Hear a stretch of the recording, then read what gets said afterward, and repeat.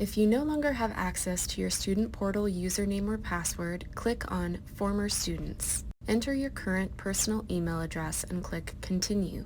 Complete the personal information questions and add a password to create your Parchment account. If you're creating a new account, Parchment will send you a confirmation email to validate your email. Once validated, answer the additional enrollment questions to help us locate your CU student account. Once you are in the ordering process, select Order and then select Official Transcript. No credit transcripts should only be ordered when you need proof of coursework taken through continuing education that cannot be used for degree granting credit. Some examples of non-credit work include classes taken via the International English Center or the Continuing Education Auditors program. If you are sending your transcript to another institution, use the search feature to find the institution. Some institutions may only accept electronic transcripts. Others may need you to select whether you are sending electronically or through mail. Choose the delivery option as specified by the recipient. Alternatively, you can click on I'm sending to myself or another individual